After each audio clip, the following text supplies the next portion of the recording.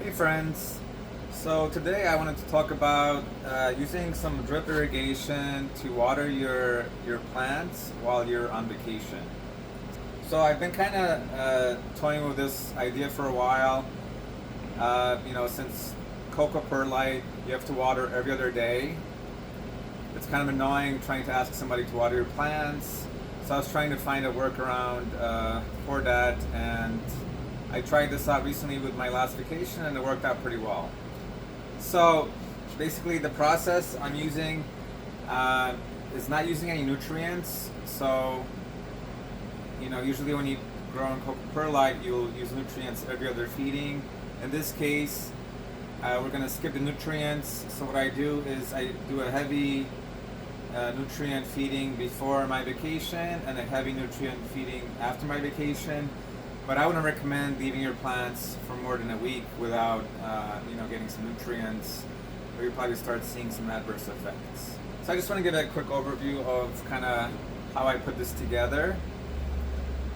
Basically, I started with this timed water release mechanism. I'll try to add the links to the description. And this just works on battery. I don't want to go into too many details of how it works. There's a lot of options in regards to how you're going to water your plants. There's some that support Wi-Fi. But what I did is I set it to water every other day, and I kind of timed it to skip the first day. Alright, so let me just walk through all the pieces that I had to do to make this happen. Alright, so first off, in my grow room I do have a sink. So that's not gonna be an option for everyone. You might have to run a hose from outdoors or something like that if you want to do something similar. But yeah, in my case, I have a sink, so let's start there. I also have a faucet that just adapts readily to a hose adapter. I think it's like a 3/4 inch faucet, which fits directly into the device I got to water the plants. And then from that point, I started using standard drip irrigation connections. So here I have a connector that'll just connect to, I think it's a 1/2 inch PVC tube. And from there I just used, I believe they're 1/4 inch little tubes, and I use one for each plant. Let me just show you how I set that up. So from here, I only am flowering 4 plants, so I'm only using this watering for my flowering plants, since the vegging plants don't really need that much water and can go a week without waterings. So let me give you one example. Each one is running from here. It's going in on the side of the tent. So for this flower tent, there's 2 coming in, and I just have it coming in along with where my air inlet comes in. And then I used, for each one I used 2 1-gallon speed irrigation little attachments. And at first I was going to combine and just use one of these connectors for both, but after some tests I decided to keep them separate. And yeah, like these connectors, sometimes they're not perfect, and I kind of wanted to pinpoint where the possible issues were, and this kind of made it easier for me.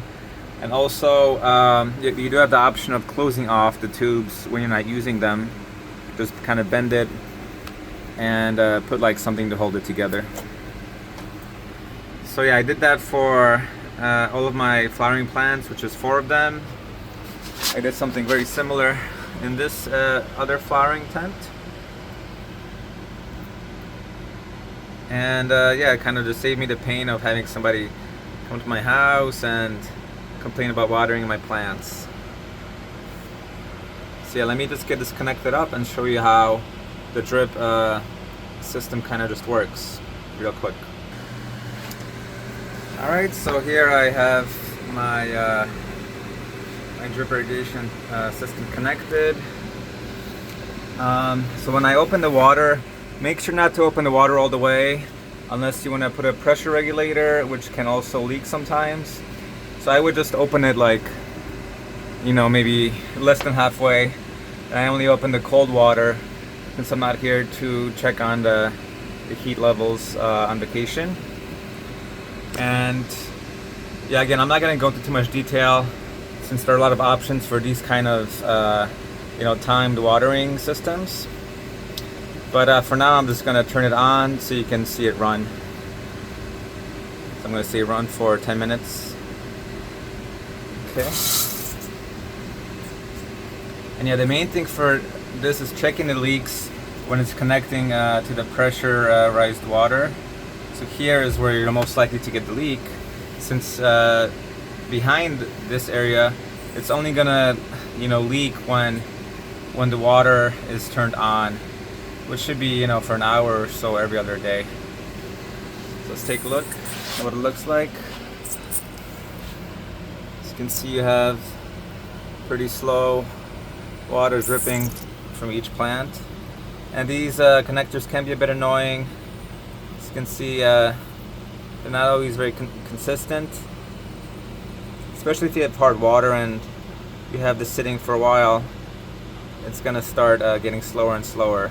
So you wanna check these out before you're going on your trip. This one of these is not working at all. Okay, so I probably would replace that one before leaving. Let's check out these other guys. They're dripping pretty slowly. So you might even want to consider, you know, letting it run for 2 hours every other day, just to get your plants nice and wet. But yeah, just thought I'd make a video about this since it did help me out lately, since I couldn't find a babysitter for my little plants. I came back and they were well watered and thriving. So yeah, something like this is surely possible. These drip systems are recommended for outdoors, but you know, I've had some of these outdoors for years and I've never really had leaks from them, especially when you have everything connected nice and tight. The main leaks I would worry about, again, is from your faucet to the connection and this housing. So that's in good shape. You should be good to go. For sure, I would, before leaving on vacation, try to do a test run, you know, let it maybe water your stuff for a couple hours and make sure everything looks good. So that's about it. Hope this was useful to somebody. Yeah, have a good one, and I'll catch you guys in the next video. Later.